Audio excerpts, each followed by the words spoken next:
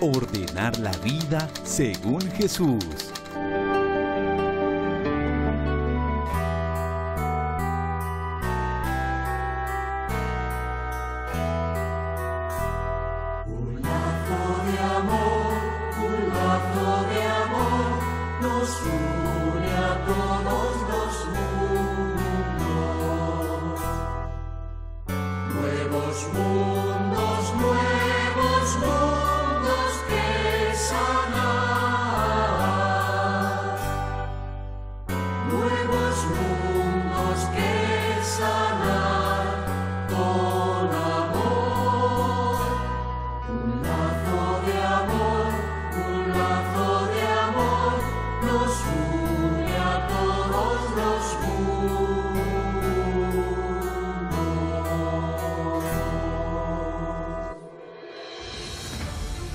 San Ignacio de Loyola y la Compañía de Jesús. La espiritualidad ignaciana corresponde a un modo de vida que fue construyendo Ignacio para jesuitas y laicos. Las constituciones de la Compañía de Jesús son redactadas por San Ignacio para dar principios generales y líneas de dirección para los jesuitas, las obras y los laicos que trabajan en ellas. La espiritualidad ignaciana corresponde a un modo de vida que fue construyendo Ignacio para jesuitas y laicos. En esos documentos se establece, entre tantas cosas, la fórmula de los votos de obediencia, pobreza y castidad. También se indica la imposibilidad de aspirar a cargos eclesiales para estar más disponibles y ser enviados en misión, exceptuando que el Papa lo pida expresamente.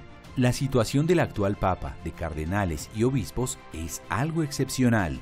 El Papa Paulo III autoriza a Ignacio de Loyola a indicar en las constituciones que no habría una rama femenina. La única mujer jesuita fue la infanta Juana, hija del emperador Carlos V, quien hizo votos como jesuita en 1555. El seudónimo que utilizó fue Mateo Sánchez.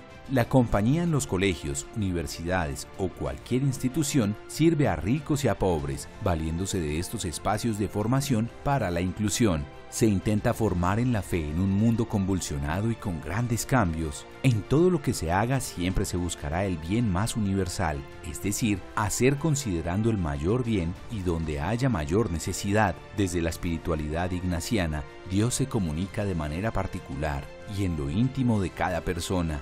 El vivir arraigado en Dios será lo que más dará frutos. Ignacio invita a las personas a tener ideales altos, pero con concreciones realistas. San Ignacio comprende que Dios trabaja en la pequeñez y la fragilidad de las personas. Está el deseo de que todas las personas se vayan configurando con Jesús, escuchando al Espíritu. La libertad implica que desde el conocimiento, amor y aceptación de uno mismo se debe ordenar y evitar el excesivo deseo a la riqueza, a la fama, a la salud, al poder o a cualquier otra cosa que no me haga una persona plena y limite mi libertad.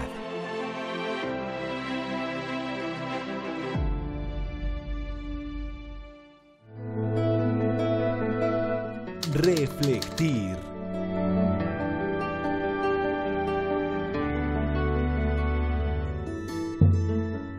Día 6. Otras cosas sobre la Compañía de Jesús. 1. Con el tiempo, las circunstancias de la Compañía de Jesús fueron cambiando poco a poco, teniéndose que adaptar y dar respuesta a las circunstancias a pesar de los profundos cambios que se iban viviendo en el mundo. Con el tiempo, las circunstancias de la Compañía de Jesús fueron cambiando poco a poco, teniéndose que adaptar y dar respuesta a las circunstancias a pesar de los profundos cambios que se iban viviendo en el mundo. Esta experiencia de adaptarse a las circunstancias por parte de la Compañía de Jesús, pues llevó a los primeros compañeros de Ignacio a preguntarse por cómo hacer la voluntad de Dios en esas circunstancias cambiantes. Y ahí es donde nace pues como las características de la espiritualidad ignaciana. Y es que a veces las circunstancias de la vida pues nos sorprenden y muchas veces son circunstancias adversas donde no quisiéramos pasar por ellas. Y la espiritualidad cristiana y en particular la espiritualidad ignaciana pues es una espiritualidad práctica para resignificar y abordar la realidad de la vida como nos viene y como nos llega. No quisiéramos vivir dolores, no quisiéramos vivir enfermedades, no quisiéramos vivir adversidades, no quisiéramos el peso de nuestras propias cruces. Y sin embargo, la vida las manda. En la vida nos llegan esas adversidades, nos llegan esas circunstancias. La sabiduría de la espiritualidad cristiana, y en particular la espiritualidad ignaciana, es para poder afrontar con los ojos de Dios, con la sabiduría de Dios, esas adversidades. Y por eso las características de esa espiritualidad es para abordar con la sabiduría de Dios las circunstancias cambiantes de la vida. Qué bonito que nosotros podamos enfrentar esas circunstancias de la vida con la sabiduría del Evangelio, con la sabiduría de Jesús. El mismísimo Jesús, como hombre, como ser humano, como encarnación de Dios, padece el dolor, padece la adversidad de la cruz, pero también siente el hambre de la multitud, y por eso viene esa parábola tan linda de la multiplicación de los panes. Y es que el hambre de la gente le conmueve las entrañas y le pregunta a sus discípulos: ¿qué podemos hacer por estas personas? ¿Qué podemos hacer para calmar el hambre de la gente? Y les pregunta a los discípulos: ¿qué tienen? ¿Qué tienen? Y ellos responden: apenas unos panes y unos peces. Pues compartan eso que tienen. Ante esa circunstancia del hambre, Jesús busca una fórmula para saciarla. Lo mismo la Compañía de Jesús pues ha querido en su historia poder atender desde la fe, desde la lógica del Dios de Jesús, desde la lógica del Evangelio, cómo poder colaborar en la formación de las personas para que desde esa espiritualidad, desde el Evangelio, podamos ser fermento en la masa. No solo los jesuitas, sino todo cristiano. Todo cristiano ojalá quiera desde su más profundo ser preguntarse: ¿cómo puedo yo ayudar en la transformación de las circunstancias negativas que vive el mundo? ¿Cuál es mi aporte a este mundo para que deje la guerra, para que deje la violencia, para que deje la maldad, para que superemos el hambre, para que superemos la desigualdad? Pues yo creo que mucha gente se preguntará: ¿yo qué puedo hacer? Y sentirse como frágiles y débiles ante esas circunstancias tan grandes. Pero no, desde su metro cuadrado, desde su familia, desde su casa, ¿cómo educas a tus hijos? ¿En la codicia o en la solidaridad? ¿Cómo educas a tus hijos? ¿En la paz o en la guerra? ¿Cómo vives las relaciones fraternas de familia? ¿En agresividad o en fraternidad? Pues ahí están esas circunstancias que podemos vivir todas las familias en cualquier momento de la vida. ¿Las afrontamos con la sabiduría del Evangelio o nos dejamos llevar por unos temperamentos a veces fuertes y agresivos, y en cambio de generar paz en nuestro hogar fomentamos la guerra? Pues creo yo que desde ese metro cuadrado de tu familia, desde ese metro cuadrado de tu oficina, desde ese metro cuadrado de tu trabajo pequeño, podemos colaborar con la formación de una conciencia distinta, una conciencia que transforme el mundo, que fue el sueño de Jesús y de esa experiencia de fe que él vivió. 2. La compañía va creciendo y discerniendo hacia dónde crecer y de qué manera, con aciertos y errores, siendo muy progresistas o conservadores, queriendo siempre ser fiel a la Iglesia. La compañía va discerniendo hacia dónde crecer y de qué manera, seguramente con aciertos y errores. 2 palabras claves en este momento: discernir y crecer. Desafortunadamente, el mundo de hoy ha entendido el crecimiento únicamente a nivel económico, y por eso los grandes negocios del mundo actual pues son el narcotráfico, las armas, todas estas experiencias de buscar dinero a como dé lugar, a veces a costa de la vida humana. Y en nosotros en pequeño, en nuestras familias, incluso desde niños, nuestros papás nos enseñan, no de mala voluntad, a ser codiciosos. Mi hijo, mi hija, búsquese un buen partido, estudie una carrera que le dé plata, etcétera, etcétera. Tal vez por nuestra condición económica, como que el dinero se convierte en el Dios de la actualidad, a tal punto que es más valioso el dinero que la vida humana. Se quita primero la vida de una persona con tal de ganar el dinero que busco. Esa manera de entender el crecimiento es muy perversa, porque vuelve a las personas objetos y podemos correr el riesgo de darles estatuto de persona a las cosas, en particular al dinero. Amamos más el dinero que a las personas. A veces caemos en el pecado de usar las personas y amar las cosas.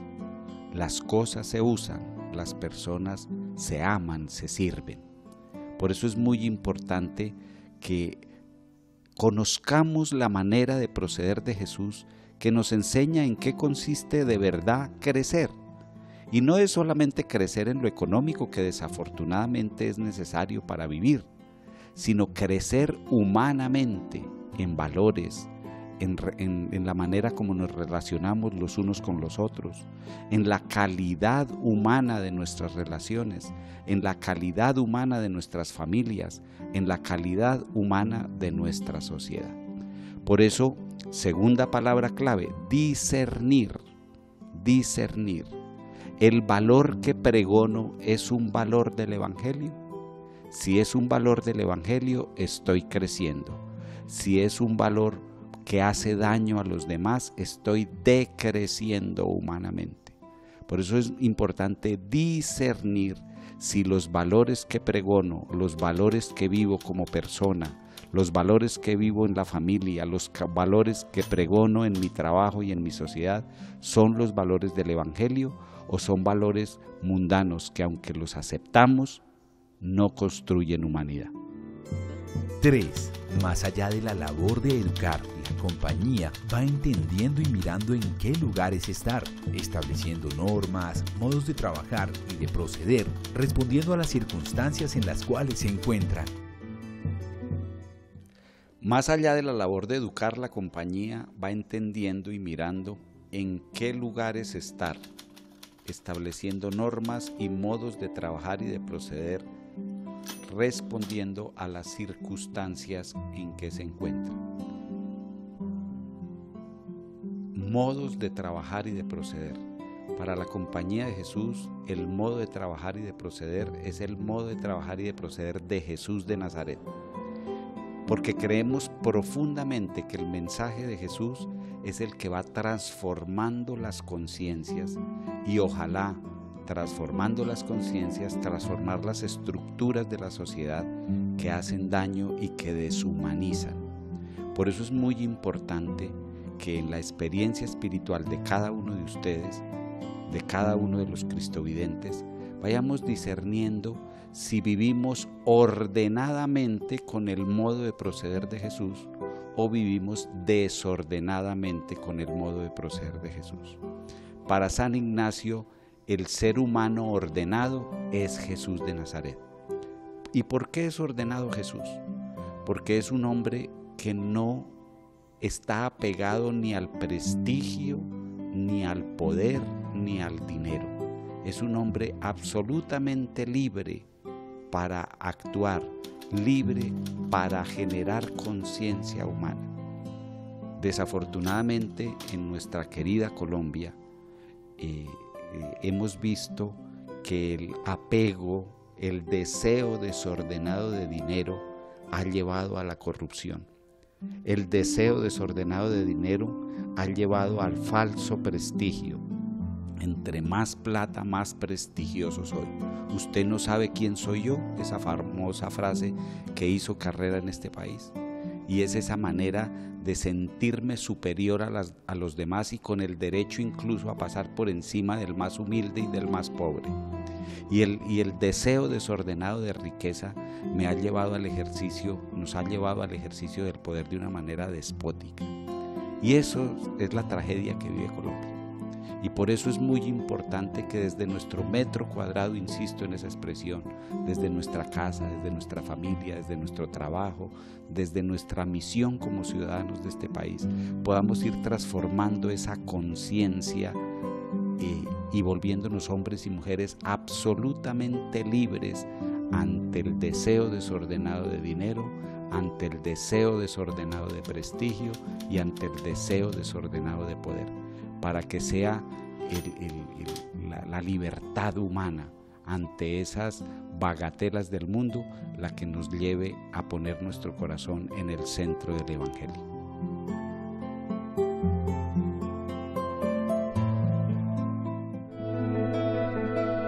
Examen.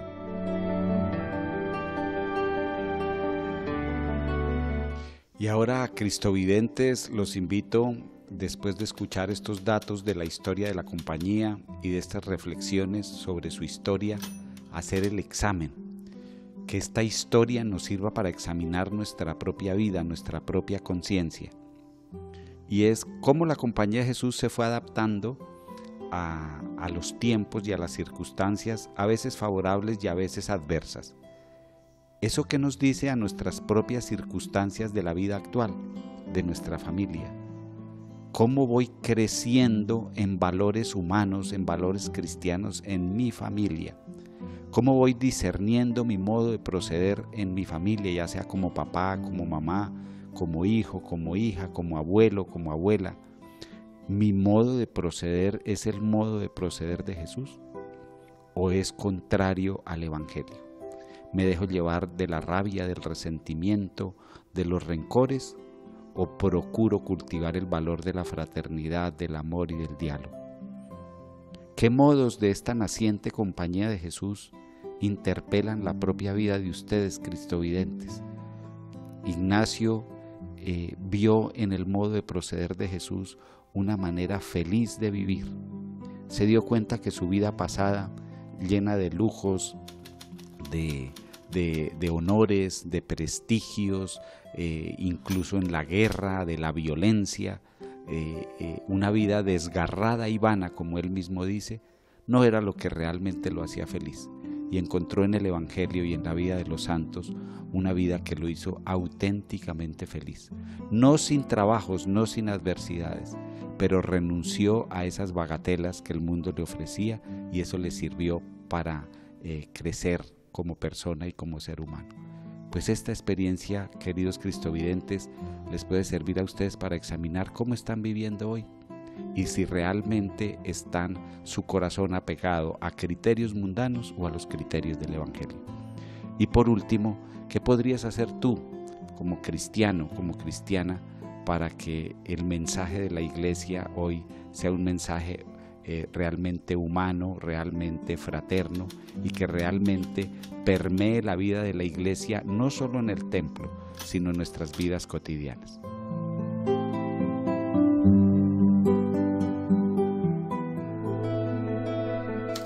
Ordenar la vida según Jesús.